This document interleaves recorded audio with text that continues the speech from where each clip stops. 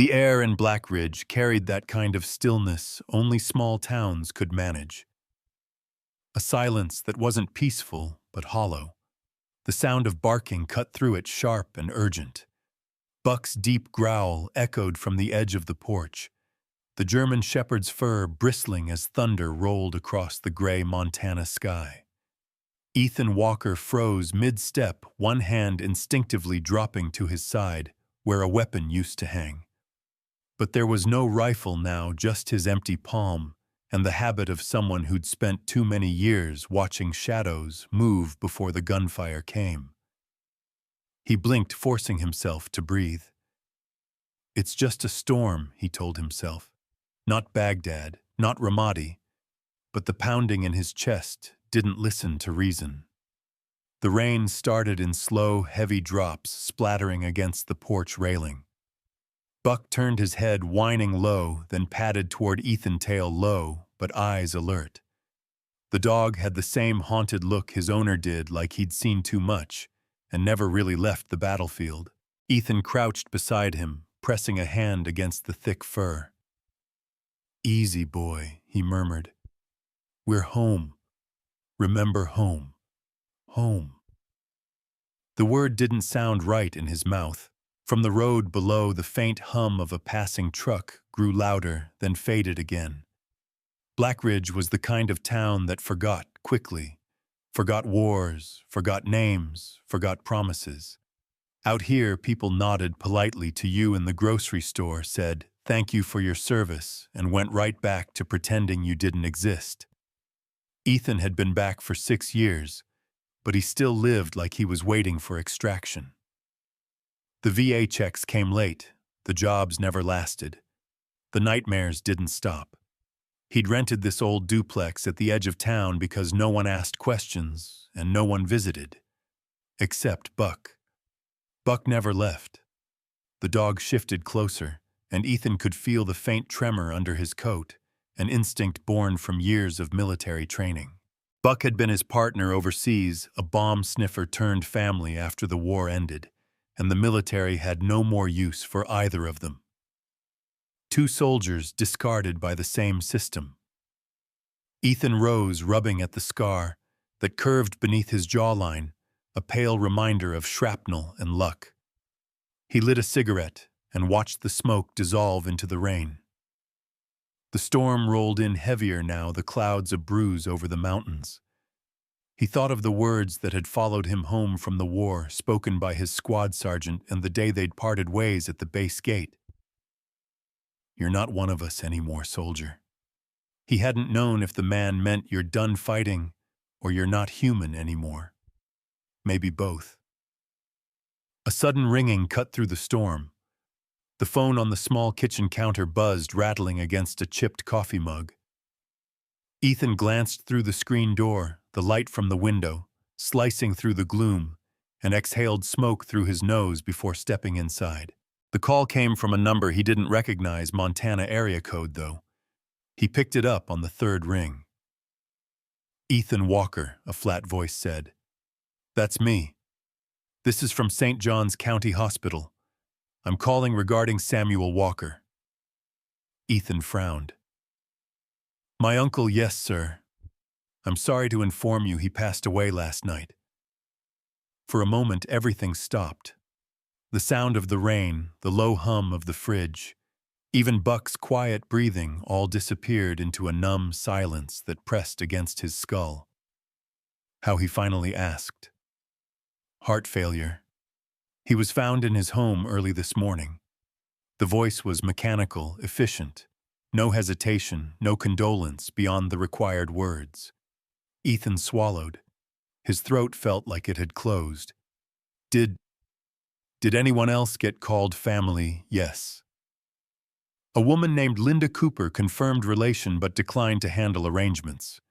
She said you were the closest next of kin. Of course she did. He thanked the caller, ended the line, and stood there, the phone heavy in his hand.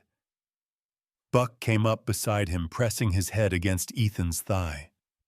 Ethan's fingers found the familiar spot behind the dog's ear.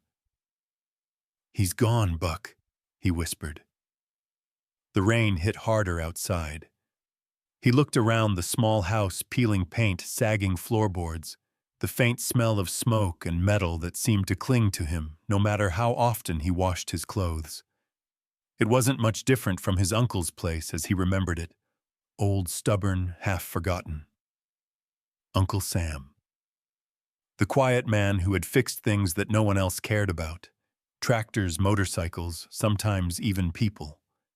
Ethan remembered visiting as a boy, watching his uncle disappear into that cluttered garage, the hum of an engine filling the silence like prayer.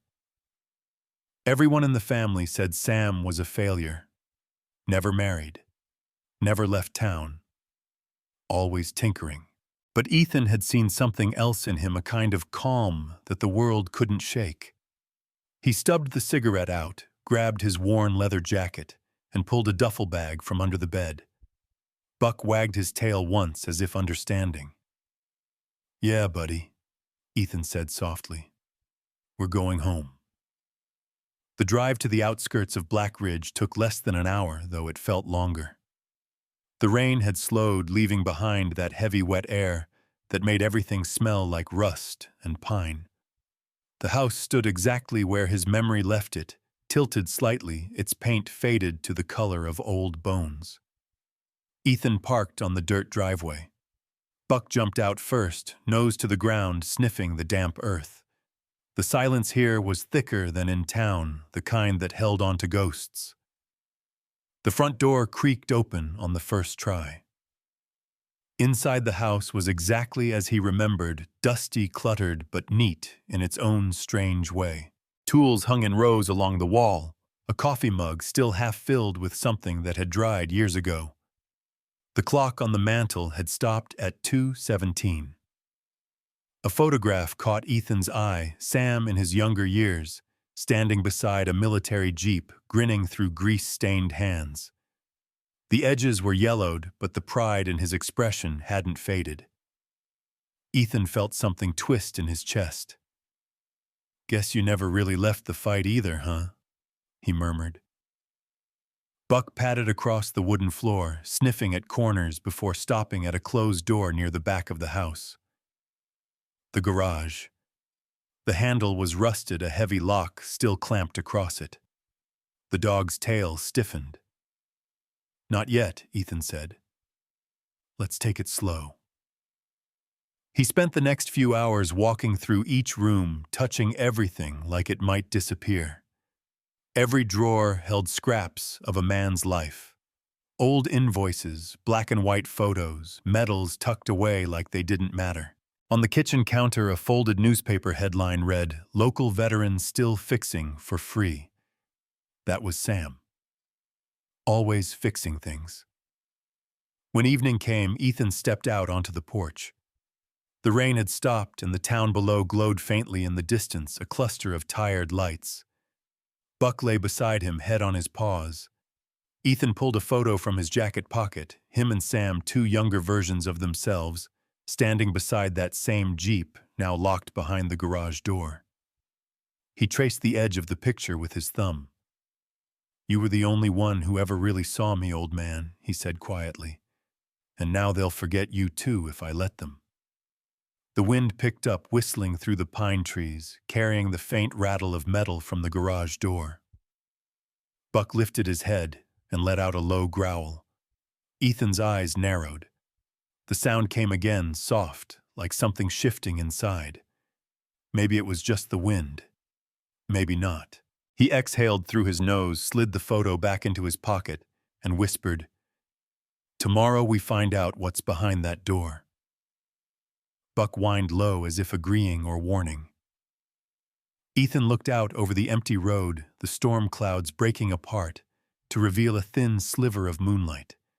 It stretched across the ground, like a path leading straight to the garage. He didn't know it yet, but that door locked. Rusted waiting was about to change everything he thought he knew about silence, loyalty, and the price of being forgotten. And as the night deepened around him, he whispered into the dark, almost to himself, "Some things don't stay buried forever." The sun hadn't risen yet when Ethan dressed in his only black jacket, the cuffs still frayed from a funeral 5 years ago.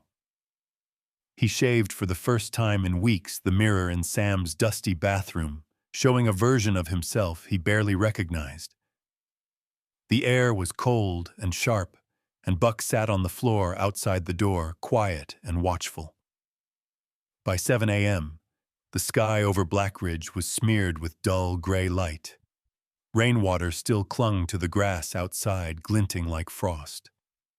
Ethan and Buck walked side by side down the old dirt road that led into town. The silence between them was familiar, easy. It was the kind of silence that had filled Sam's house thick, a little sad, but honest.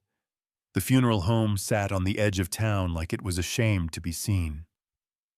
Low brick walls, faded shutters, and a sign that hadn't been painted since the 90s. Inside, a man in a dark suit greeted Ethan with a clipboard and the kind of polite smile that professionals wear when talking about the dead. "You must be Mr. Walker." "The nephew," the man said. Ethan nodded. "Anyone else here?" The man glanced over his shoulder toward the small viewing room. A few guests arrived early. "We'll keep it brief as requested." As requested, meaning no flowers, no long speeches, no military send-off. Sam hadn't asked for anything, but Ethan would make sure he got something. He walked into the room expecting emptiness. What he found was almost worse. 3 folding chairs were spaced out across the room like scattered punctuation. An older couple sat in one, whispering to each other. Another chair was empty. In the back corner near the wall, a frail woman in a dark green coat sat with her hands folded neatly over a leather handbag. Her silver hair was pulled into a low bun, and she stared at the casket like it had betrayed her. Ethan felt Buck press against his leg. The dog looked up at him, then to the casket, then back again. As if asking, "Is this it?" Ethan stepped forward slowly. The coffin was closed per hospital instructions. Sam's heart had given out, they said, probably in his sleep. No one had found him until a neighbor noticed the porch light had stayed on for 3 nights in a row. He stood beside the casket, unsure of what to do. He hadn't been to church in decades. He didn't know any of the hymns. But the silence was oppressive, and someone needed to say something. So he spoke not to the room, but to the man who now lay silent inside a pinewood box. "You were the one who taught me how to rebuild a carburetor when I was 12. When Mom yelled at you for getting grease on my hands, you said, 'Let him get dirty, maybe he'll learn something.'" The words stuck in his throat. He swallowed hard. "They called you strange, said you were wasting your life. But you never hurt anyone. You just didn't say much." He looked around. No one spoke. The older couple in the front row avoided his eyes. The woman in green didn't move. He took a step back. "That's it, I guess," he muttered. "That's the tribute." After a few more minutes of awkward silence, the man in the suit returned to signal it was over. Ethan stayed until the other guests had left. When he turned to leave, Buck remained sitting beside the casket, unmoving. "Come on, boy," Ethan whispered. "We've done what we can." As they stepped out into the parking lot, the cold air stung his face. The sky had cleared just enough to reveal a sliver of morning sun breaking through the mist. The moment felt false, like the world didn't know it had lost something worth remembering. Just as Ethan reached his truck, he spotted her, the woman from the back of the room. She hadn't left. She was standing at the edge of the sidewalk, now holding a small envelope. He hesitated. She noticed him watching and gave a nod, barely a motion at all, before crossing the street. Her boots made soft clicks on the pavement. When she reached the edge of Sam's property, she bent down and slid the envelope into the gap beneath the front door.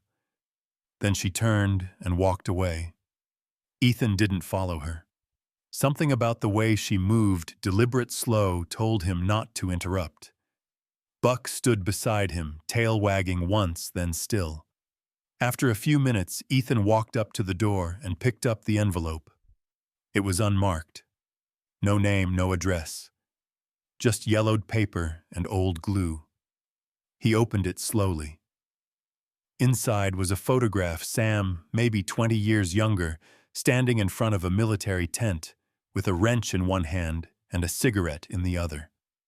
His smile was crooked but real.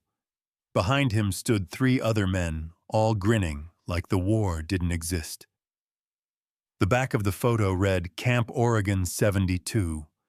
Wrench saved our asses again today."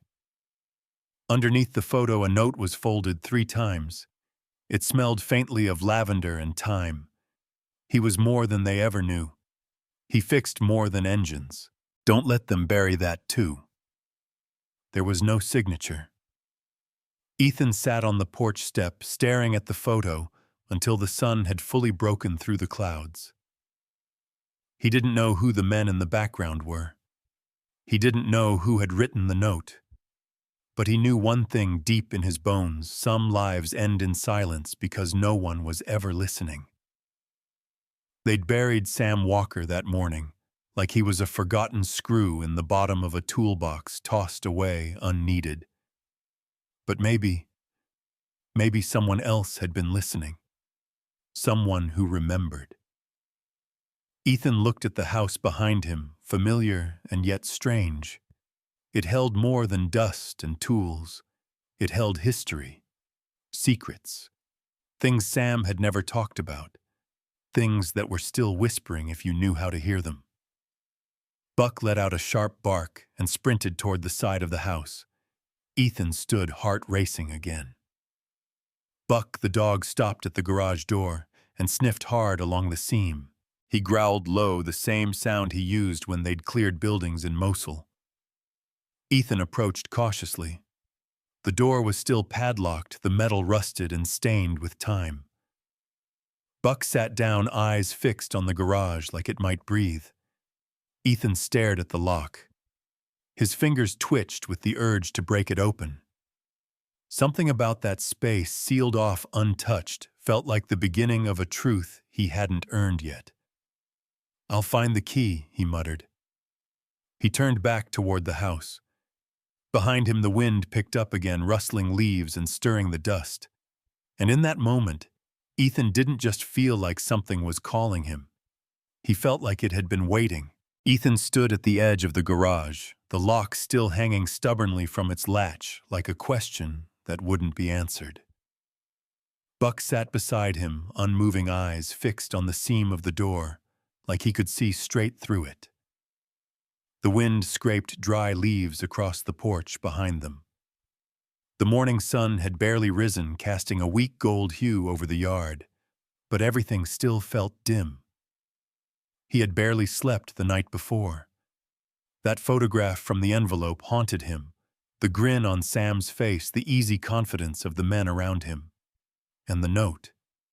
He fixed more than engines. That line had embedded itself in Ethan's thoughts like a splinter. He turned away from the garage and headed back into the house. Dust greeted him at every step, undisturbed for years. The kitchen was small and crowded with mismatched furniture. A rusted kettle sat on the stove as if waiting for one last use. Ethan crossed the hall into Sam's bedroom. The room was sparse, just a bed, a dresser, a cracked mirror. On the wall above the headboard was an old calendar from 2003, still flipped to May. Time had stopped here long before Sam's heart did. Ethan opened the top drawer of the dresser. Inside were folded socks, a worn pocket knife, and a harmonica wrapped in cloth. The second drawer held sweaters and a tin of loose coins. He paused at the bottom drawer. It stuck for a moment, then gave way with a groan. At the very back, beneath a neatly folded army jacket, something jingled. He pulled the jacket out. A small ring of keys fell into his hand. 5 of them, different shapes and sizes. One stood out, a thick, square-headed key scratched with age. Ethan looked down at Buck. Think we just found our way in. Buck gave a low huff in response. Before heading out, Ethan lifted the jacket. It was heavier than he expected, and as he held it up to the light, something tumbled out of one pocket. A photograph faded and folded twice. It was Sam again, much older this time, standing in front of the same garage. His expression wasn't a smile. It was something closer to defiance. Like he knew what people thought of him and didn't care. The back of the photo had one sentence written in pen: "The dead leave behind more than dust." Ethan stared at it. His thumb brushed over the words. "That's supposed to mean you left something worth finding." Buck was already moving toward the door. Outside, the morning had warmed slightly. The garage sat like it always had, leaning slightly to one side, windows clouded by time.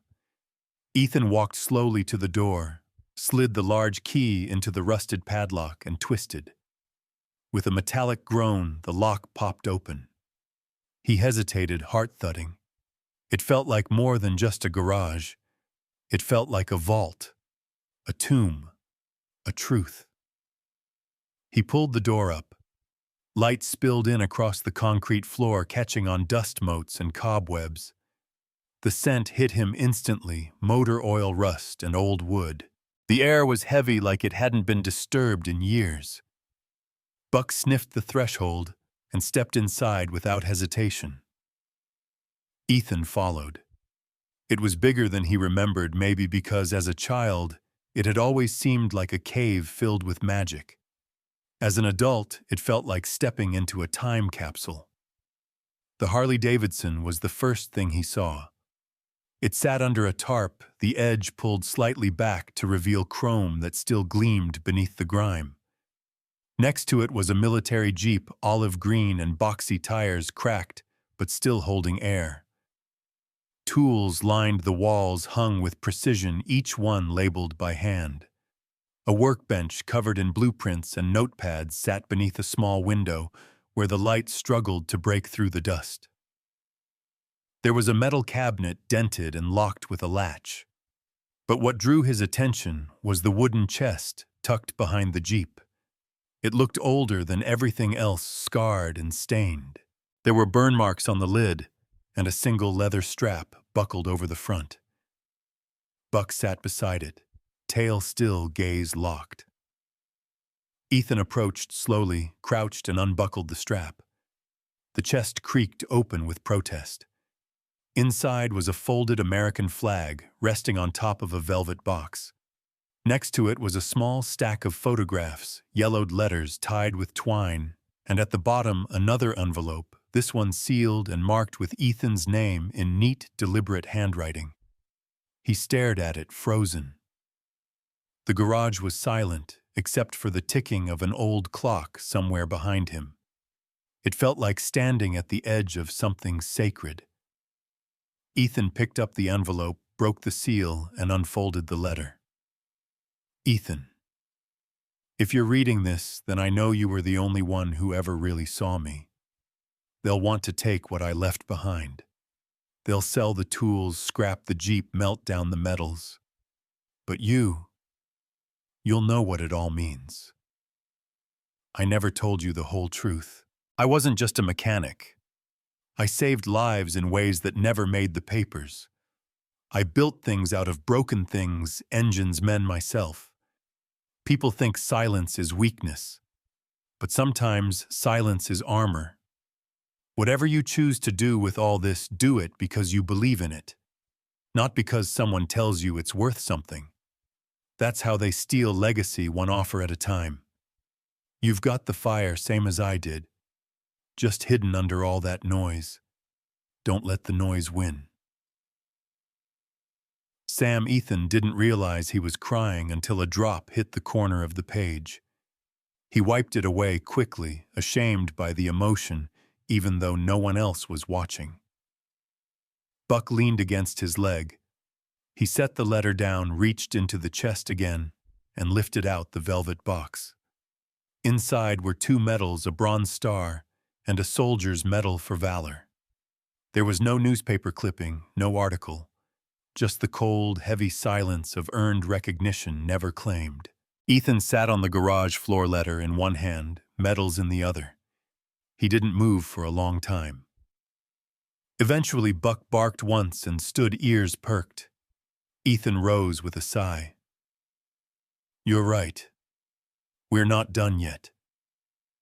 He looked around the garage again, seeing it now not as a storage room but a map. Every object, every photo, every blueprint, pieces of a life built in quiet. A life no one had bothered to ask about. Until now. He picked up the stack of letters and the photo of Sam from 72. There were names on the backs, first names mostly. One of them rang a bell. Probably a vet, maybe still alive. He was going to find out. He glanced back at the chest before pulling the tarp off the Harley. The metal shone like defiance under the morning sun. The kind of shine that didn't ask for permission. He smiled faintly.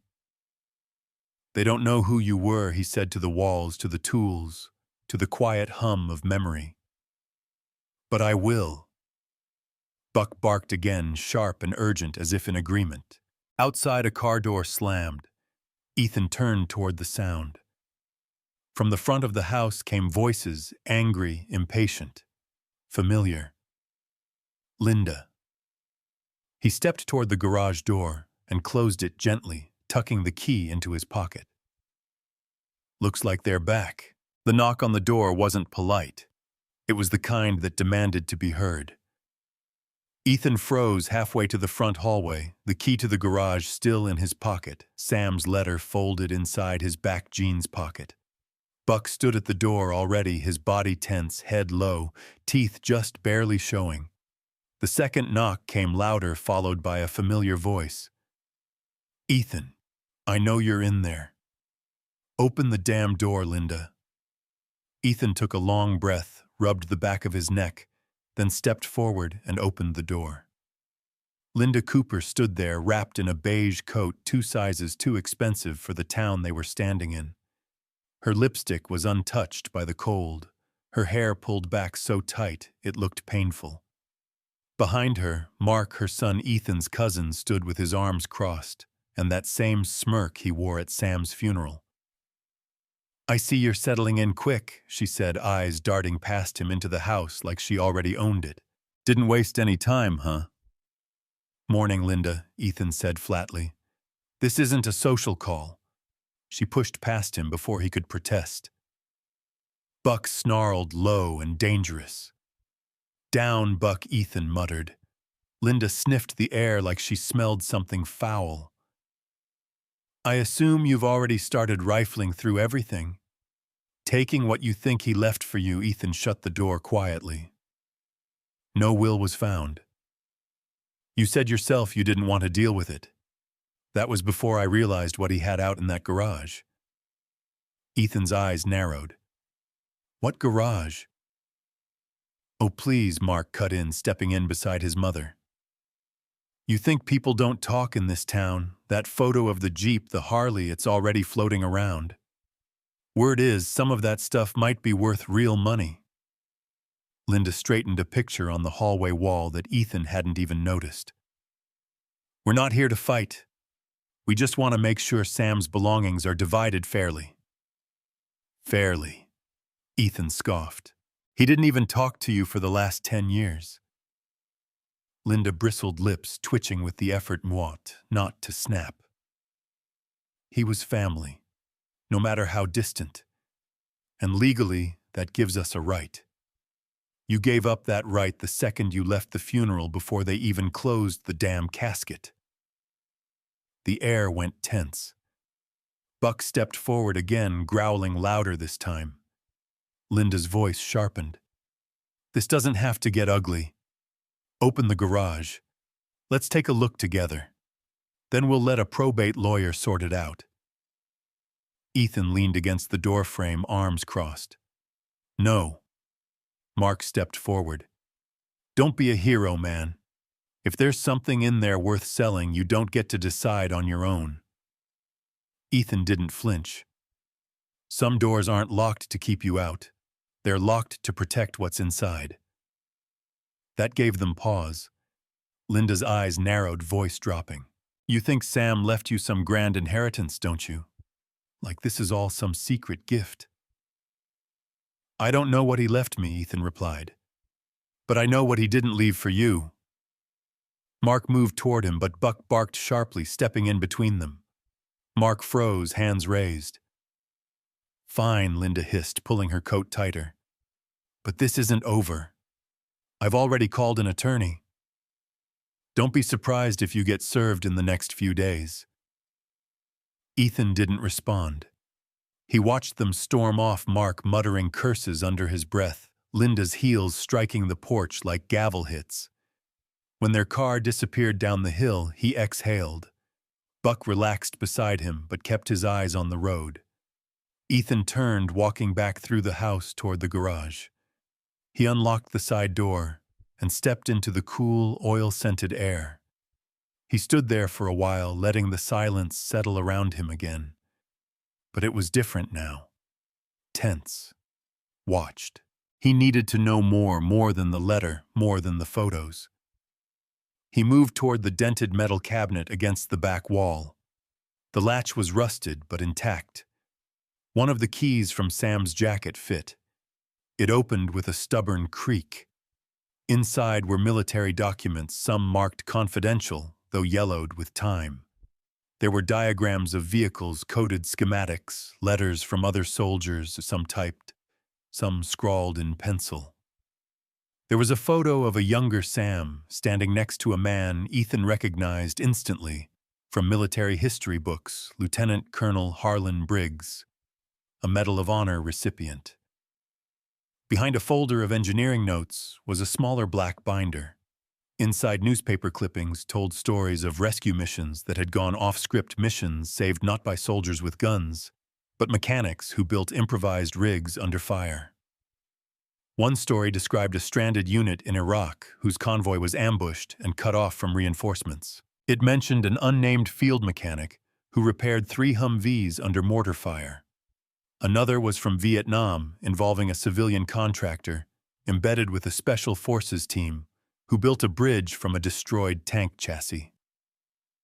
None of the stories named Sam outright, but the initials at the bottom of his service notes matched every date and unit. Ethan sat down on the floor, surrounded by documents pages spread out like puzzle pieces. His hands were shaking, not from fear, but from awe. They had called Sam a recluse, a has-been. But Sam Walker had been a quiet titan, someone who saved lives in the shadows and never once asked for recognition. A man who, instead of telling his story, built a room full of proof and locked it tight. And now it was all at risk from people who didn't care, who only saw the money. He packed the most important files into a duffel bag, wrapping the medals in cloth. He knew he'd need help, someone who could verify what Sam had done, someone who had been there. The back of one envelope had a list of names. A few had been crossed out. One wasn't. Jake Hemmer, he muttered. Sergeant. Black Ridge Chapter. VFW. A veteran. Still local. Ethan stood and slung the bag over his shoulder. We're going to pay someone a visit, he said to Buck. The dog barked once in reply. But just as Ethan turned off the garage light, something caught his eye. Tucked behind the Jeep under a cloth tarp was a second chest, this one smaller, heavier, different. He pulled the tarp back, revealing a footlocker with a military seal etched into the lid. There was a lock, but no key. Guess we're not done yet, he whispered. He didn't try to open it yet. Whatever was inside it could wait. First, he needed to make sure the people in this town knew who Sam really was, before Linda, Mark, or anyone else could twist his legacy into something small and disposable. He closed the garage door behind him and locked it. Then he and Buck climbed into the truck and started down the hill. The VFW hall sat behind the Black Ridge Diner, its flag at half-mast. And inside, waiting in the back with a glass of cheap bourbon and a bad hip, was the only man left who might know just how deep Sam's story really went. The Black Ridge VFW hall wasn't much to look at from the outside. The siding peeled at the corners, the front steps leaned to the left, and the old wooden door stuck when you pulled it. But inside it smelled like stories. Cigarette smoke and old bourbon metal polish and dust from uniforms folded decades ago. The walls were lined with framed photographs, men frozen in time standing in jungles, deserts, snow. A few of them wore the same faraway look Ethan saw every day in the mirror. A jukebox in the corner played something slow and twangy. Buck stayed just outside the door, curled up near the truck, watching the street with one eye open. Ethan stepped inside and scanned the room. Only one man sat at the bar. He was in his late 70s, gray hair pulled back into a short ponytail, a navy cap resting beside his whiskey glass. His knuckles were scarred, his eyes half-lidded and heavy with the weight of too many memories. A cane leaned against the bar beside him. "You Jake Hemmer?" Ethan asked. The man didn't look up. "Depends. You a tax collector? No. Then yeah, that's me." Ethan pulled the stool next to him and dropped the duffel bag gently onto the floor. "My name's Ethan Walker. I'm Sam's nephew." At that, Jake's eyes lifted sharper now. Sam Walker. "Yeah." Jake took a long, slow sip of his bourbon, then exhaled like the name had punched a hole through time. "Well, I'll be damned. Thought he dropped off the planet. He passed last week. Heart failure." Jake nodded, once his expression unreadable. "That sounds about right. Quiet heart. Big load." Ethan reached into the duffel and pulled out the binder, flipping it open to one of the clipped newspaper articles. "I found this in his garage, along with a whole stash of stuff nobody ever talked about. Photos, letters, medals, diagrams, military grade." Jake didn't touch the binder. He just stared at it like it might explode. He never said a word to anyone about it, did he? No. Not a single one. Jake let out a quiet, bitter laugh. That was Sam. Built the future from broken parts, never once asked for applause. Ethan looked at the old man. "I need to know, who was he really?" Jake turned his glass slowly in place. "He was the guy who kept everything running when the rest of us fell apart." Ethan waited. Finally, Jake nodded to himself, then said, "There was this op in '91. We were deployed in a no-name desert near the Iraqi border. Recon gone wrong. Half our vehicles down-pinned for 2 days, no airlift. Sam was there as a mechanic, civilian contract. Wasn't even supposed to be in the field." Ethan leaned in. Jake's voice dropped. "We'd lost 2 men already. Radios fried. They were going to pull out and leave us there. Higher-ups said it was too risky. Sam refused.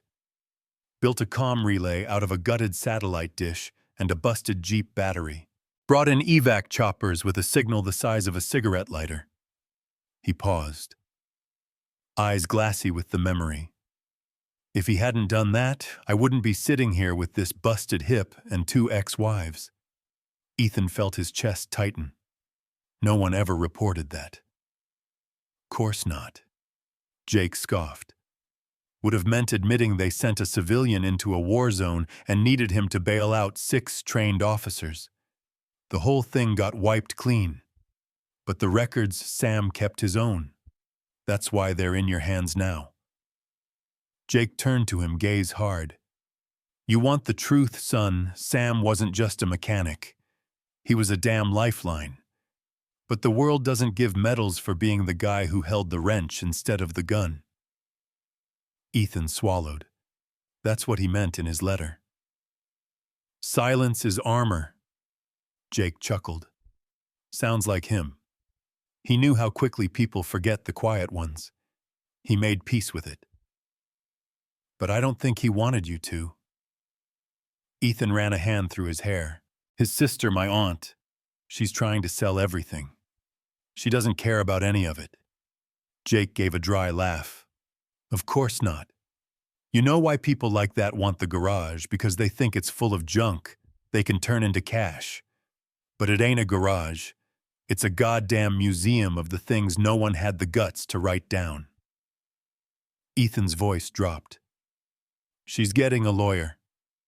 Threatening legal action. Jake turned toward him, finally serious. You gotta be ready, son.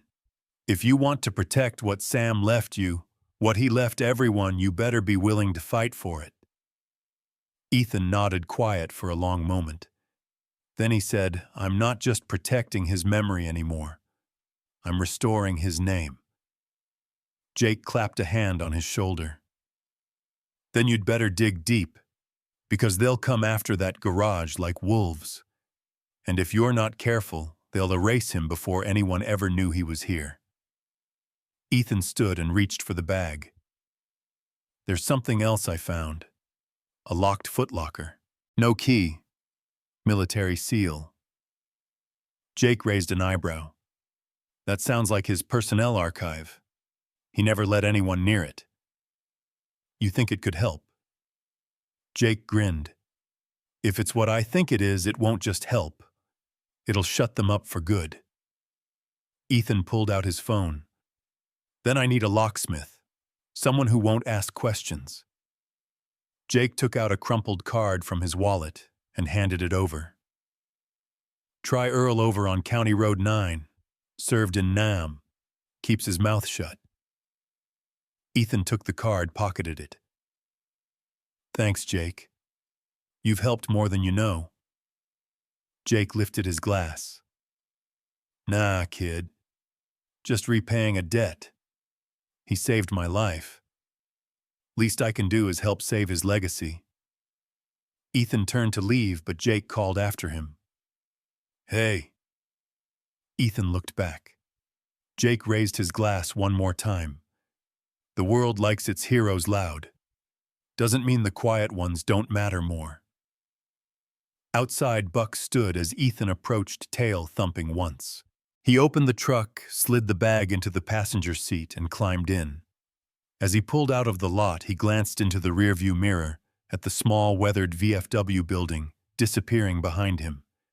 Jake's words echoed in his head, "You better be willing to fight for it." He gritted his teeth. Then let's fight. Ethan pulled up to the house just after noon, the sun carving sharp angles across the garage roof. Earl's beat-up red pickup was already parked beside the fence, a magnetic sign reading Earl's Lock and Key, veteran-owned, slapped on the side like a bumper sticker nobody asked for. Earl himself was crouched on the porch feeding Buck bits of jerky while humming an old Johnny Cash tune. The old man had a gray goatee, a Vietnam-era fatigue jacket, and an energy that suggested he hadn't been surprised by much in decades. "You're late," Earl said without looking up. "You're early," Ethan replied, cutting the engine and climbing out. Earl patted Buck's head and stood. "Just means we're both wrong." They walked to the garage together. Inside, the light was colder now, the shadows longer. The air still smelled of oil and forgotten time. The footlocker sat under the window, half concealed beneath the tarp Ethan had yanked away the night before. Earl crouched down, examining the lock. He whistled low. Military issue. These babies were made to survive war zones. "What are you keeping in there, nukes?" "Not mine," Ethan muttered. "It belonged to my Uncle Sam. He passed last week." Earl glanced up. Sam Walker. You knew him only by name. Small towns don't keep secrets, just long pauses. He reached into his tool bag and pulled out a pouch of old lock-picking gear. "What's in the box? I was hoping you'd tell me." Earl gave a dry chuckle. "Fair enough." He worked in silence, metal clicking against metal, occasionally grumbling under his breath. Ethan paced nearby, the weight of everything Sam had left behind, pressing harder with each second. After several minutes, Earl leaned back with a satisfied grunt. The lock clicked. "There we go," he said. "You sure you want to know what's inside?" Ethan knelt beside the locker. Sometimes what's locked away isn't just hidden, it's protected. He opened it. Inside, beneath a folded tarp, were layers of documents.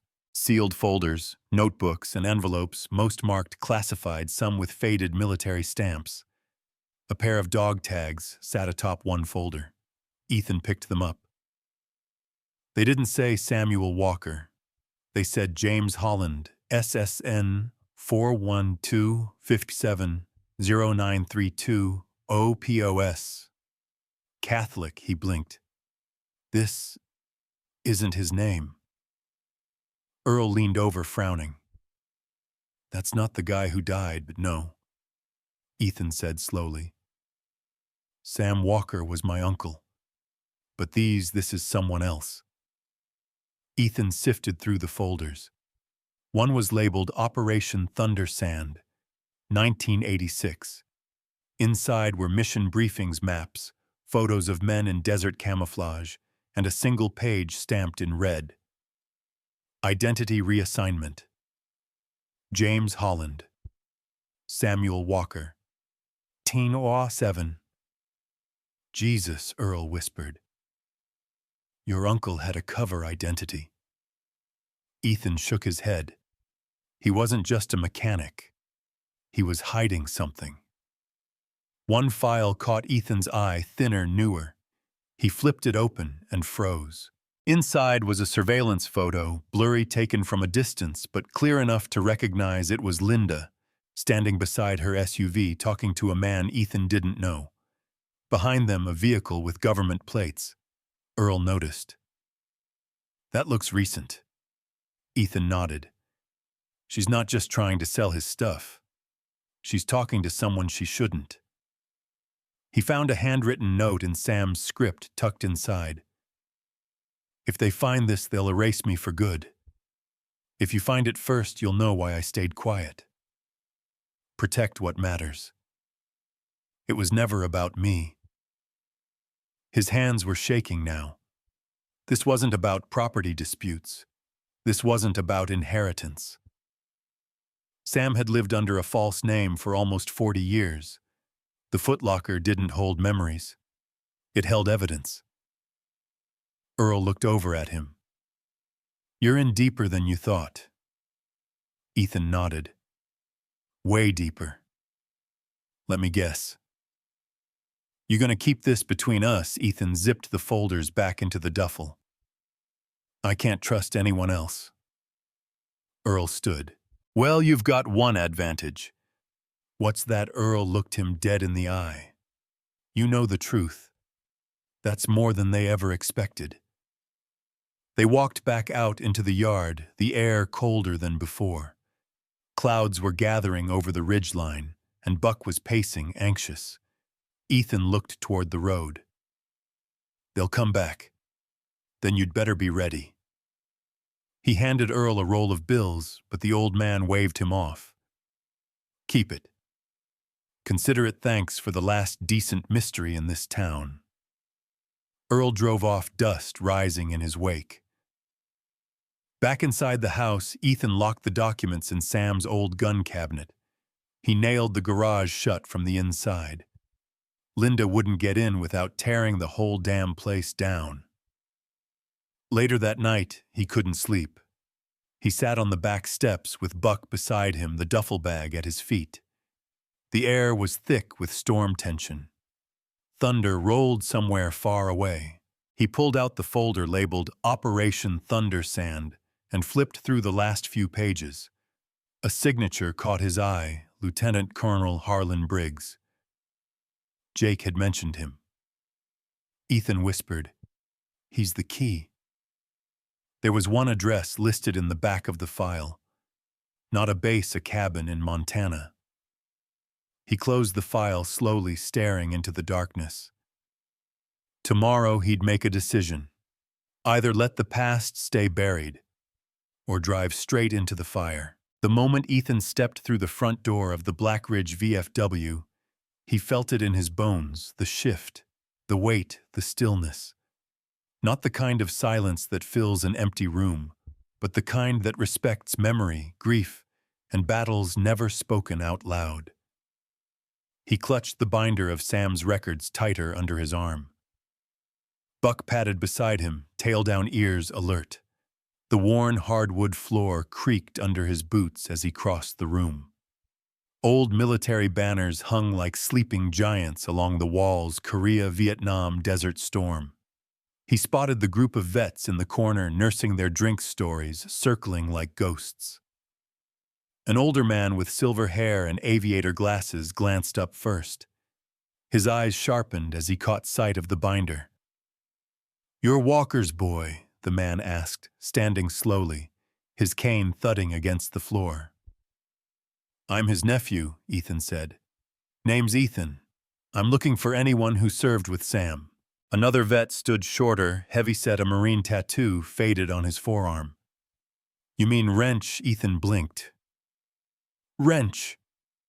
The Marine nodded slowly, grinning. "That's what we called him. Because whatever broke, he could fix it. Vehicles, radios, morale." A murmur of laughter moved through the group. Chairs scraped back. One by one, they surrounded Ethan like old lions closing in on a memory. "We thought he was dead," someone muttered. "Or hiding." "He was hiding," Ethan said. "But not from you." The silver-haired man motioned toward the nearest table. "Sit. Tell us what brought you here." Ethan placed the binder in the center of the table and opened it. Medals, letters, photos, classified files. Silence fell again, this time a reverent kind. Eyes scanned the documents with slow recognition, like seeing long-lost family. "He kept all this," the Marine whispered. Why, Ethan's throat tightened. "Because no one else did." The silver-haired man finally looked up. "My name's William Brooks. I was a transport captain. Sam. He saved us more times than I can count. Not by fighting, by building, fixing, improvising. We were stuck in Afghanistan in '91. Roadside bomb took out our convoy. Radios down. Temp spiking 120. Sam rebuilt a comm unit from 2 scrap field phones and a truck battery. Got air support in under an hour. Another vet added Vietnam 74. Firebase Zulu was under siege. Our tank blew a tread, and we were dead in the water. Sam had it running again with a paper clip, a shoestring, and half a toolbox." Chuckles. Then silence again. "We called him Wrench," Brooks said. "Without him, we wouldn't have made it out." Ethan leaned forward, voice soft. "He never told anyone. Never wanted credit." Brooks shrugged. "He was a different breed. Didn't care about parades or medals. Just wanted to make sure we got home." Buck lay at Ethan's feet, tail thumping once against the floor. Ethan cleared his throat, pulled a folded photo from the binder, Sam Younger standing beside a group of soldiers, grease-smudged and grinning. "I found this in the garage." A voice cracked behind them. He hated taking photos. Ethan turned. Clara Benson stood at the doorway, her cane tapping softly as she entered. Dressed in a navy coat, white gloves, and her signature brooch, she looked both out of place and perfectly at home. The vets greeted her with warm nods and quiet smiles. Clara walked slowly toward Ethan and placed a small tin box beside the binder. "He gave this to me 30 years ago," she said. "Told me not to open it unless something ever happened to him." Ethan looked at her, surprised. "You knew him," she smiled softly. "Better than most." He opened the tin. Inside were dog tags, a small locket, and a letter sealed in wax. Brooks whistled. "That's his original military ID." Ethan opened the letter and read silently. It was addressed to Clara. If you're reading this, I've finally stopped running. I never regretted walking away from the noise, only that I left you behind. The things I built, the lives I saved, none of it would have mattered if I hadn't known you were safe back home. Forgive the silence. Some debts are too loud to be repaid out loud.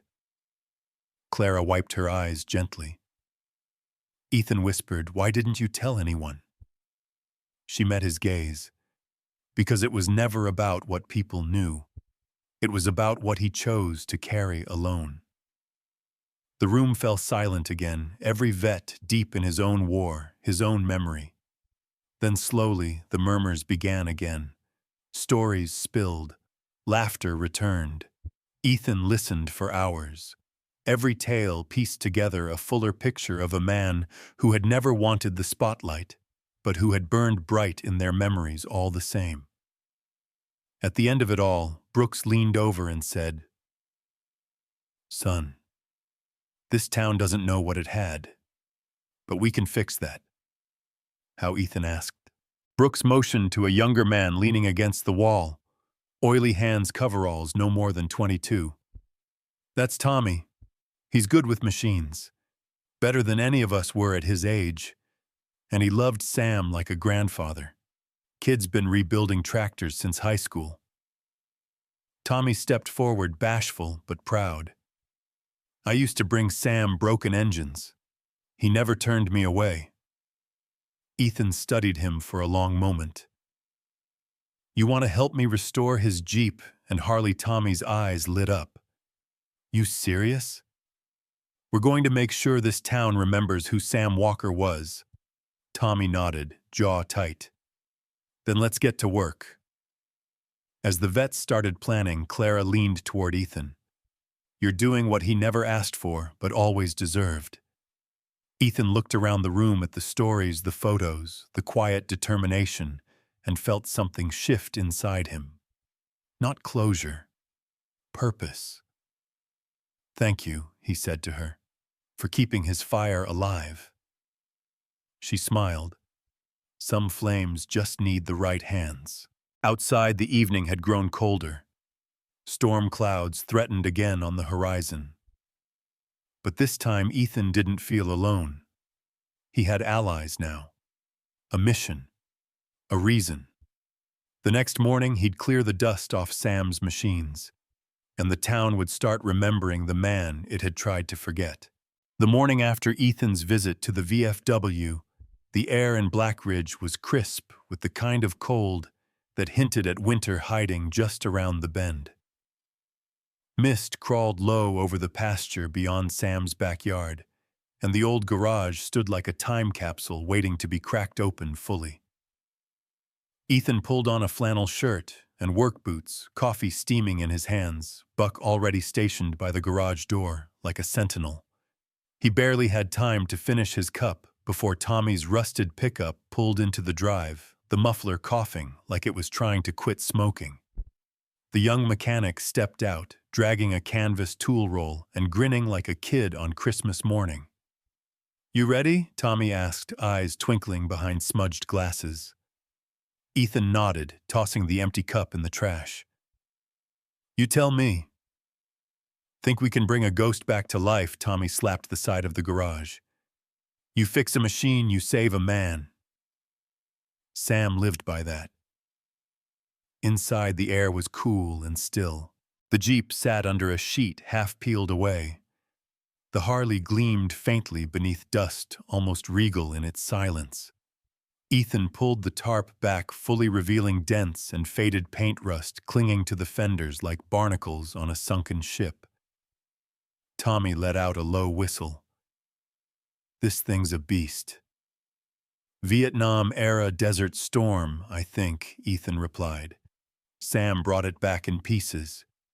Rebuilt it himself." Tommy cracked his knuckles. "Then we'll do the same." They got to work. For hours it was the rhythm of wrenches, the hiss of compressed air, the groan of bolts giving way after years of silence. Tommy worked fast, fluid, moving like a man in tune with machines on a spiritual level. Ethan followed his lead, learning, remembering the feel of grease under fingernails, the ache in his back that meant progress. By midday, Brooks and two other vets arrived. They didn't say much, just nodded, rolled up sleeves, and joined in. One brought a parts catalog. Another hauled in a welding torch.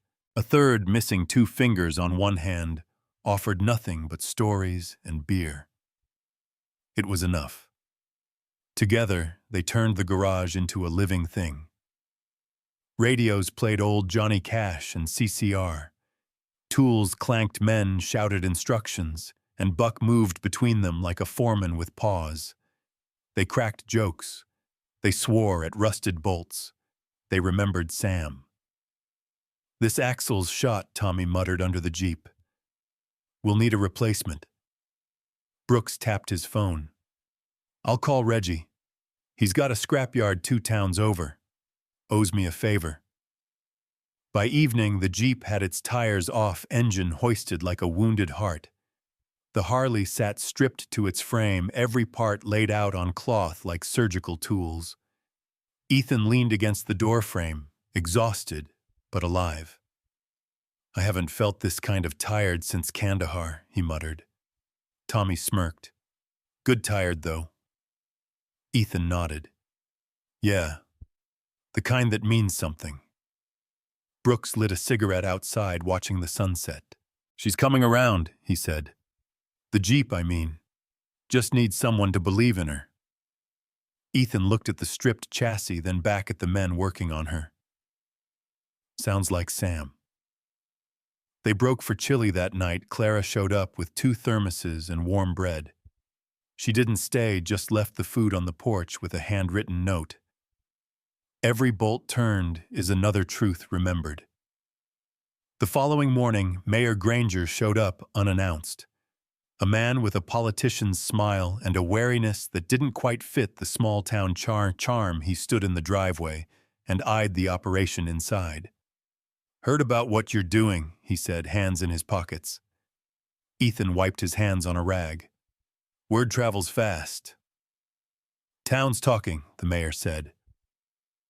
"VFW boys say you're trying to restore Sam's Jeep for the parade." Ethan nodded. "That's the plan." Granger hesitated. "We're still finalizing the lineup. Was thinking of adding a tribute this year. Something special." Ethan arched a brow. "You want to make Sam the centerpiece?" "I do," Granger admitted. "He earned it. And the town, well, it owes him. We all do." Ethan looked past him to the road, where Sam used to ride that Harley alone, no fanfare, no attention. Just purpose. "He wouldn't have asked for this," Ethan said. Granger nodded. "Which is exactly why he deserves it." Later that day, Ethan shared the mayor's plan with the others. The news hit like a jolt of energy. "We've got a deadline now," Tommy said. 3 weeks to make her shine." "Make both of them shine," Brooks corrected, patting the Harley. The days blurred after that. Every morning brought new parts, new challenges, new laughter. Ethan and Tommy worked side by side, rebuilding more than machines. In the grime and grease, Ethan found himself healing, not forgetting the past, but making peace with it. He'd wake up to the sound of tools, go to bed with the ache of effort. Buck kept guard like always, but his posture had changed. Less tension, more belonging. They repainted the Jeep military green, replaced the transmission, brought the Harley's engine back to life with a roar that made the windows rattle. One evening after hours of tuning, Tommy leaned back, wiping sweat from his brow. "You ever think he knew we'd do this?" he asked. Ethan smiled. He didn't expect it, but he hoped for it. That night, Clara stopped by again. This time she stayed. She stood in front of the Jeep, hand on the hood, and whispered, "He used to say machines were easier than people, but they still carried the same pain." Ethan looked at her. He was wrong about one thing. She turned. He thought no one would remember. Clara smiled through glassy eyes. Then it's our job to prove him wrong. As the team packed up for the night, Ethan looked at the row of restored parts, the near-finished frame of the Jeep, the polished chrome on the Harley. It wasn't just restoration. It was resurrection. The man who saved lives in silence was finally being brought back to life, not by a government or a headline, but by the people who truly knew his worth. The first visitor showed up before breakfast. Ethan was in the garage wiping down the Jeep's dashboard when he heard tires crunching gravel outside. A battered station wagon pulled up, and out stepped an elderly woman in a faded pink sweater and orthopedic shoes. She clutched a shoebox wrapped in twine. "Are you the nephew?" she asked. Ethan stepped forward. "Yes, ma'am." "Ethan Walker." "I knew Sam," she said, voice trembling but proud. "He used to fix my boy's bike back when no one else would. Wouldn't take a dime. Said bikes deserved to be ridden, not wasted. I heard what y'all are doing. I just thought—" She opened the box. Inside were yellowed photos, rusted tools, and a small dog tag etched with SW. "I thought maybe this should come home." Ethan took the box gently, heart thudding. "Thank you. This means everything." She nodded, wiped a tear, and got back in the car without another word. That was just the beginning. By noon, 3 more townspeople had visited. One brought a faded Polaroid of Sam working under the hood of a school bus. Another offered a framed article from the local paper circa 1989 with the headline, "Quiet Hero Fixes Fire Truck in Storm." A teenager showed up with a part Sam had helped him weld for his go-kart when his dad was overseas. It was like the town had been waiting for permission to remember. And now that the door was open, the memories flooded in. Ethan placed each offering carefully on a folding table in the garage, transforming the space into a shrine, no, a museum of a man who had quietly stitched himself into the fabric of Blackridge. Tommy walked in grease on his sleeves and whistled. "Where'd all this come from, people?" Ethan said. Turns out they never forgot him. They just never knew how much he mattered.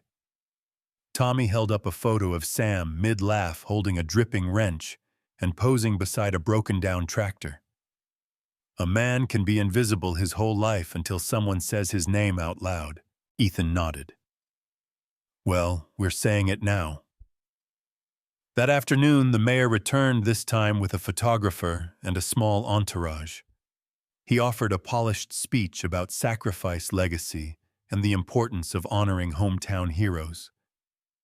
Clara was there too, standing off to the side, her cane tapping gently against the pavement. When the mayor stepped away, she approached Ethan. "You've done more in 2 weeks than this town did in 30 years, she said softly. "I didn't do it alone." "No," she agreed. "But you believed first. And that's where change always starts." The next few days were a whirlwind. The local paper ran a feature on Sam, the mechanic who saved lives. Photos of the Jeep restoration filled the front page. VFW members stopped by, daily offering stories, helping with paint-sharing meals. Teenagers came to help buff chrome or sweep the garage. Even Buck got his share of attention, now wearing a small American flag bandana that Clara had sewn herself. Ethan kept working, but inside something unfamiliar bloomed, pride maybe, or something deeper. Peace. The night before the parade, the Harley was finished. It sat under a canvas sheet like a sleeping legend. Ethan stood in the garage alone, hand resting on the handlebars, heart hammering. He remembered watching Sam ride it when he was 10. Sam had never explained, the bike never boasted. He just rode it quietly, confidently. Now it was Ethan's turn.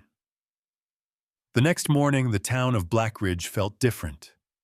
Banners fluttered on streetlights. Flags waved from porches. The usual October chill was softened by sunshine and something warmer unity. The parade route was lined with families, veterans, and strangers holding handmade signs. "Thank you, Sam, local hero," and one that read simply, "Wrench forever." Ethan pulled up to the lineup, Buck riding in the restored Jeep beside Tommy. The dog sat proudly in the passenger seat, tongue lolling, wearing Sam's old army patch on his vest. Mayor Granger approached clipboard in hand. "We're ready when you are." Ethan nodded. "Let's do this." He kicked the Harley to life. The engine roared deep, thunderous, beautiful. As the parade began to roll, Ethan took the lead, riding slow and steady, the crowd erupting into applause. Kids waved, veterans saluted. Clara stood near the gazebo, hand over her heart, tears running freely. Tommy drove the Jeep just behind, honking the horn once in honor.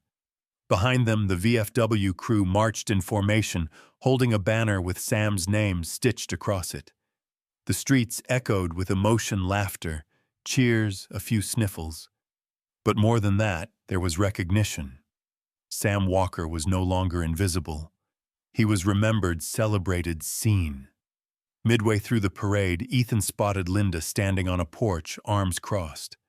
She wasn't clapping, but she wasn't leaving either. She watched as the Harley passed, eyes narrowing. Ethan met her gaze for only a moment. She looked away first. By the time they reached the town square, the crowd was electric. Mayor Granger stepped up to the microphone, flanked by the town council, and a new plaque draped in cloth. "Ladies and gentlemen," he began for too long. "Samuel Walker lived in our town without our full appreciation. Today we change that. We remember him not just as a mechanic or a soldier, but as a man who gave without asking, served without speaking, and healed without recognition."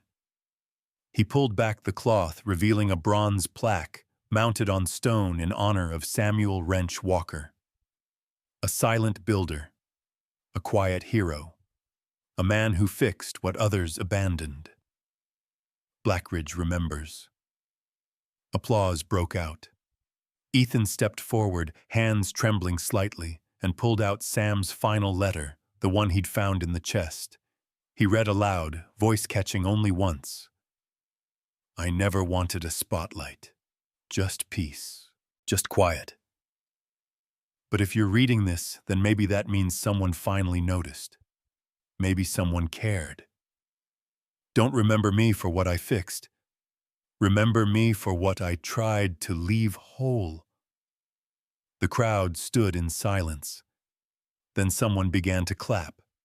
Then more joined, until the entire town square echoed with thunderous applause, not for a mayor, not for a politician, but for a man who'd once lived in the shadows of his own garage.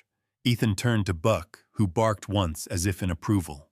The applause still echoed in Ethan's ears the next morning as he poured coffee into a chipped mug. Buck lay sprawled near the door, eyes watching the wind blow leaves across the porch, like confetti from yesterday's parade. The Harley sat proudly in the garage, polished chrome, catching the light like it was smiling. Ethan leaned against the counter, eyes scanning the framed photo of Sam that Clara had gifted him last night. Sam in uniform, a wrench in hand, a half smirk on his face like he knew something the rest of the world didn't. Then the doorbell rang. 3 knocks. Not rushed, not hesitant, just entitled. Ethan opened the door. Linda stood on the porch in a neatly pressed blazer, a man in a tailored suit beside her holding a leather briefcase. Behind them, her 2 sons leaned against their SUV, arms crossed like they were guarding a bank vault. "Morning," Ethan said, not smiling. "We're not here to chat," Linda said, brushing past him like she owned the threshold. "This is Mr. Kavanaugh, our attorney." Kavanaugh gave a polite nod, clearly not interested in niceties. Ethan stepped in front of them, arms folded. "You're not invited." "This is still family property," Linda snapped. "And after your little stunt at the parade, it's clear you've been hiding things. Valuable things. Military collectibles. Antique vehicles. Who knows what else?" Ethan's jaw tightened. "What Sam left behind isn't for sale. That's not your decision." Kavanaugh cleared his throat. "Mr. Walker, under Montana inheritance law, unless there is a formal, notarized will." "There's a letter," Ethan cut in. "Written by Sam. To me. Hand-signed and sealed. It explains his wishes." "That may be meaningful to you," Kavanaugh replied, "but legally it doesn't qualify as binding unless filed appropriately with the county." Linda smirked. "So unless you want this dragged into probate, I suggest you let us in." Buck growled low behind Ethan, standing now body stiff. Ethan didn't flinch.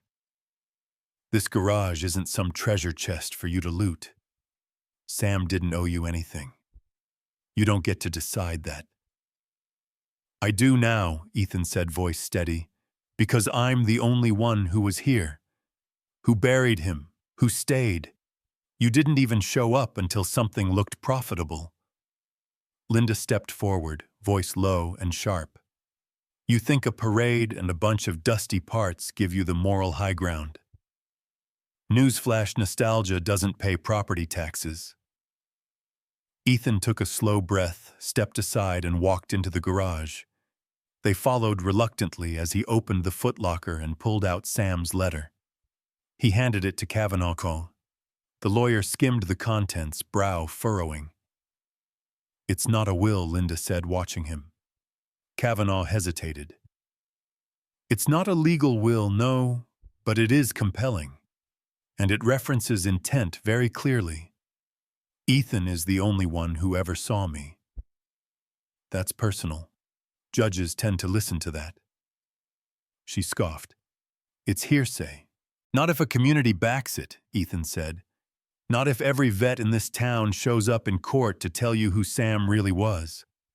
Not if the mayor, the VFW, and the newspaper have already publicly recognized his legacy. You'll lose before you even start." She stared at him, eyes narrowing. "You think this is about greed," she snapped. "I spent my life watching that man tinker away everything he had. My father died fixing strangers' cars instead of taking care of his own family." Ethan's voice was calm but cold. "No. He died saving lives and choosing peace, and you were too busy judging to see the difference." Kavanaugh looked between them. "I strongly recommend mediation before either of you files anything formal." Linda didn't answer. She turned and stormed out of the garage. Her sons followed, and Kavanaugh gave Ethan a tired nod before trailing behind. Buck trotted over and sat beside Ethan, gaze fixed on the closing SUV door. Ethan exhaled. "Guess we're not done yet." Later that day, Clara arrived with a pie and a stack of old papers. She didn't need to ask one look at Ethan's face, and she knew. "She came for the bones," Clara said, simply setting the pie down. "Not the soul." Ethan nodded, then gestured to the restored Jeep parked just outside the garage. "You think Sam knew this would happen?" Clara chuckled softly. "Sam knew everything before it happened. He just never said it out loud." They sat in silence for a while, the autumn breeze playing with the edge of the tarp near the door. "I'm not afraid of court," Ethan said finally. "But I hate what it means. That even in death they're trying to rewrite who he was." Clara placed a gentle hand on his. "Then don't let them. You have the truth, Ethan, and now you have a town that believes it too." The next morning, envelopes started showing up. Letters from townspeople, testimonies, photos. One man wrote about how Sam rebuilt his transmission for free during a snowstorm. A woman shared how Sam helped her fix her furnace when her husband was deployed. Every letter was a brick in the wall Ethan was building, not to keep people out, but to protect the man who'd been let down far too many times. Ethan bundled the documents and sent copies to Kavanaugh with a note. "Legacy isn't for sale." 2 days later, he received a reply. A single line typed neatly at the top of legal letterhead, "Understood. We are withdrawing the claim." No apology, no signature. But it was enough. Ethan folded the letter, placed it in the footlocker next to Sam's medals, and closed the lid. That night he stood in the garage doorway, watching the moonlight dance across the polished Harley tank. Buck lay at his feet, breathing steady. He glanced down at the keys in his pocket, the same ones Sam had left him. He tightened his grip. Tomorrow was the Veterans Parade, and for the first time in a long while he wasn't riding for survival. He was riding for memory, for justice, for the man who'd never asked for anything but deserved everything.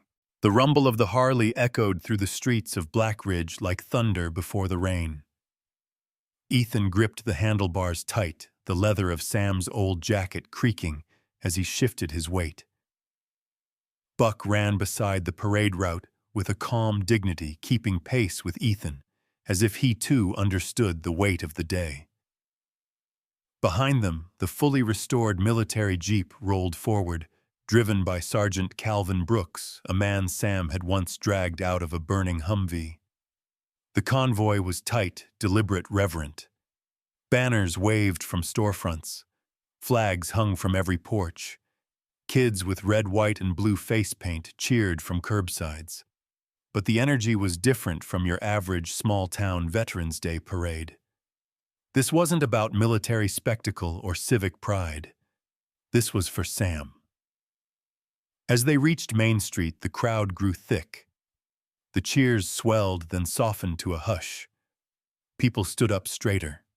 Some removed their hats. Veterans along the sidewalk saluted. Clara stood near the war memorial with a trembling hand on her chest, wearing a navy dress from decades past.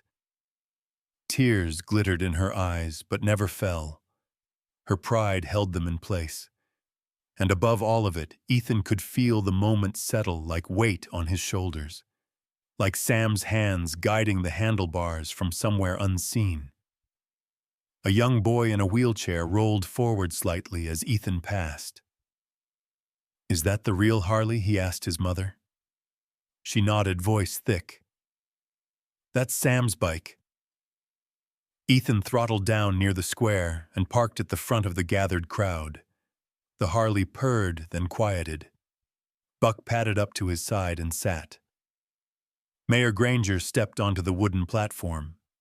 He looked nervous for once, humbled even. The weight of the town's eyes wasn't on him. It was on the legend they had nearly buried, and the man who had pulled that legend into the light. Ethan adjusted the envelope in his inside pocket. His heart beat like a drumline. The mayor cleared his throat. "Today we gather not just to honor all who served, but to finally acknowledge one among us who served in silence." Samuel Walker was never decorated in front of a crowd. He never asked for recognition. But his actions, quiet, consistent, life-saving, demand remembrance. He stepped aside. Ethan moved to the microphone. For a moment he said nothing. He just looked out at the sea of faces, familiar, unfamiliar, repentant. Then he pulled out the envelope, creased, stained, fragile hull, and opened it. "I'm not good at speeches," Ethan began, voice steady but hoarse. "But Sam left me something better than a speech." He took a breath and began to read. "If you're reading this in front of people, it means something I never asked for finally happened. People are looking. People are listening. That's a strange feeling for someone who spent his life trying to disappear." A murmur rolled through the crowd. Ethan continued. "I never served with a gun. I served with a wrench. Some folks thought that made me less of a soldier. I thought it just made me necessary in a different way. I saved lives because bolts held instead of snapping, because someone's axle didn't break on a mountain trail, because I made sure an ambulance didn't stall under fire. Ethan paused. His eyes met Clara's. She nodded. I didn't need thanks. But I always feared being erased. Not remembered as I was, but misunderstood. Called a recluse, a hoarder, a waste. I wasn't any of those things. I just chose silence because it hurt less than pretending. A hush fell over the square. No phones, no distractions. Just a town finally listening. If Ethan's the one reading this, it means he remembered who I was without me ever having to say it. It means someone saw me not as broken, but as built differently. Ethan swallowed hard. His hand trembled slightly. So let this be the last thing I ask. Don't remember me for what I left behind. Remember me for what I tried to keep running people, machines, hope. And if you have the choice, always choose to fix before you throw away. He folded the letter slowly and looked out at the crowd. Silence. Then someone started clapping. It spread like wildfire. Thunderous, rising, rolling applause. Not polite, not performative. Real. It filled the square, filled Ethan's chest, filled the ghosts that had once haunted this street with something like light. Now the whole damn town knows who Sam Walker was, Ethan said aloud, not needing a microphone. Clara stepped forward, eyes glassy. He'd be proud of you, she whispered. He'd be embarrassed, Ethan replied with a small laugh. But maybe, just maybe, he'd be okay with it. Mayor Granger returned to the mic. By declaration of the City Council and on behalf of the people of Blackridge, we officially rename this square Sam Walker Plaza. A new plaque was unveiled at the base of the memorial. In honor of Samuel Wrench Walker, mechanic, soldier, neighbor, friend, a man who fixed what others left behind. Ethan took a deep breath, closing his eyes. The sounds faded. For a brief second, it felt like Sam was there, standing beside him, hand on his shoulder, whispering, "Not bad, kid." As the ceremony wound down, families returned to their cars. Veterans chatted in small groups, and Buck finally lay down, tail thumping once before stilling. The Harley gleamed in the golden afternoon sun. Tommy walked up beside Ethan, smudged from the Jeep, eyes red-rimmed. She purred the whole way here, he said. Never seen a machine run that smooth. She's not just a machine, Ethan replied. She's a story on wheels. They looked out at the square, now filled with life. For the first time, Sam's legacy wasn't locked in a garage. It belonged to everyone. The garage smelled different now. Not of dust or disuse, but of oil leather and something else, something cleaner. Hope, maybe. The tools were all back in place, hung on polished pegboard like artifacts. The floor was swept, the old fluorescent lights replaced with warm bulbs that hummed quietly above the workbench. Ethan stood at the center of it all, turning a wrench slowly in his hands. Buck lay nearby, snoring lightly beside the Harley. The Jeep was parked out front, proudly displaying the new Sam Walker Workshop logo, hand-painted by the local high school art class. Above the tool chest, Clara's donated black and white photos now hung in simple frames, Sam in uniform, Sam under a truck, Sam laughing with grease-stained hands. The story was finally told not with parades or headlines, but through sweat bolts and memory. Ethan walked to the corner where the beam had once been cracked. He'd found the note 2 nights ago while sanding the edges of the shelf, tucked behind a piece of splintered wood inside a glass jar, sealed and faded. If this place still stands, then maybe so do you. Keep it alive. Don't let quiet men disappear. He hadn't cried when Sam died. Not when Linda threatened legal war. not even when the town rose to applaud a man they had once ignored. But when he read that final line alone in the echo of Sam's space, something broke inside him, not in pain, but in release. He hadn't even realized how tightly he'd been holding on. Now he was ready to let go. Not of Sam, but of silence. The bell above the new workshop door jingled as Tommy stepped in, wiping his hands on a red shop rag. "We've got 3 vets signed up for the engine rebuild class next week," he said, grinning. "One of 'em's pushing 80, swears he rebuilt a '57 Chevy blindfolded." Ethan chuckled. "Long as he doesn't try it again." Tommy leaned against the workbench. "You ever think about what this place is going to be in 10 years? Ethan nodded. "Yeah, I think about it a lot. And every time I see people who thought they were broken learning they're still worth fixing." Tommy's smile faded into something deeper. "You really think machines can do that?" Ethan said, placing the wrench on the bench. "But people working on them together can." He walked to the back wall, pulling down a canvas cover. Behind it was an unfinished bike frame, its skeleton raw and exposed. Tommy raised an eyebrow. "You building something new?" Ethan shook his head. "Building something old. A vet dropped it off. Said it belonged to his brother, never finished it. Thought maybe it deserved better." Tommy nodded slowly. "That's a good way to think about things." They worked side by side for a while in silence, the kind of silence that builds, not breaks.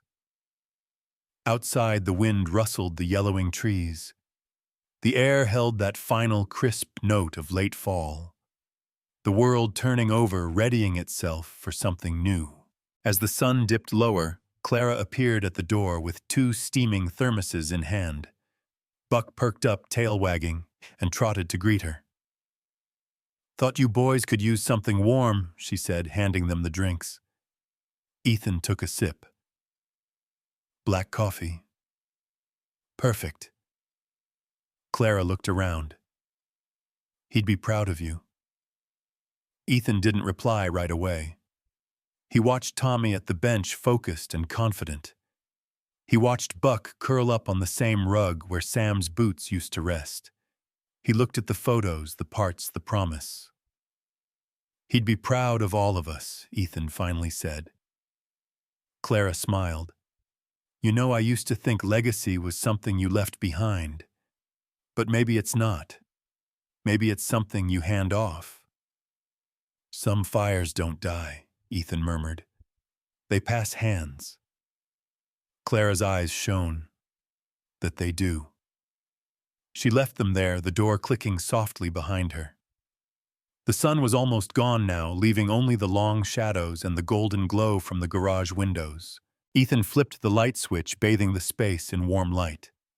He stepped over to the Harley one last time, fingers grazing the leather seat.